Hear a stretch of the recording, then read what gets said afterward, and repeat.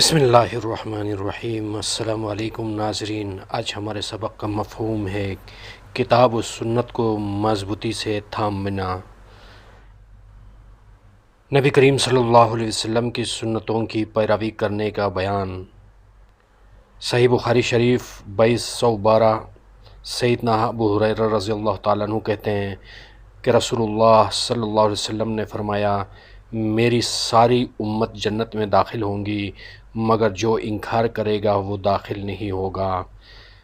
لوگوں نے عرض کی کہ وہ کون ہے جس نے انکار کیا؟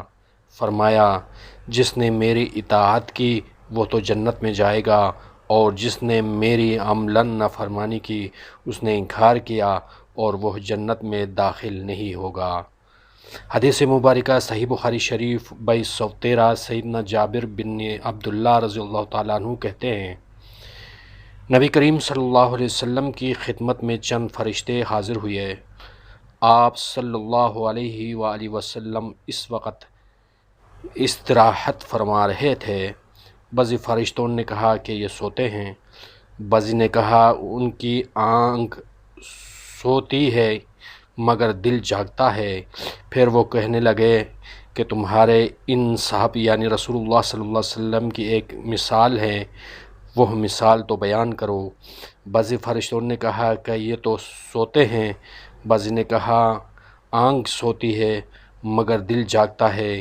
پھر وہ کہنے لگے کہ ان کی مثال ایسی ہے جیسے ایک شخص نے مکان بنایا اور لوگوں کی دعوت کے لیے کھانا پکایا، پھر ایک بلانے والے کو لوگوں کے پاس بھیجا، پس جس شخص نے اس بلانے والے کے کہنے کو قبول کیا وہ تو مکان میں بھی داخل ہوگا اور کھانا بھی کھائے گا، اور جو بلانے والے کے کہنے کو قبول نہ کرے گا وہ نہ تو مکان میں داخل ہوگا اور نہ ہی کھانا کھائے گا۔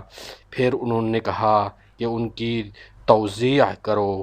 بعض کہنے لگے کہ یہ تو سوتے ہیں، بعض نے کہا کہ آنکھ سوتی ہے مگر دل جاگتا ہے۔ پھر انہوں نے اس مثال کی توضیح کو اس طرح بیان کیا کہ وہ مکان جنت ہے اور اس کی طرف بلانے والے محمد رسول اللہ صلی اللہ علیہ وسلم ہیں۔ جس نے محمد صلی اللہ علیہ وسلم کی اطاعت کی اس نے اللہ کی اطاعت کی، اور جس نے محمد صلی اللہ علیہ وسلم کی نافرمانی کی تو در حقیقت اس نے اللہ کی نافرمانی کی۔ اور محمد صلی اللہ علیہ وسلم کیا ہیں؟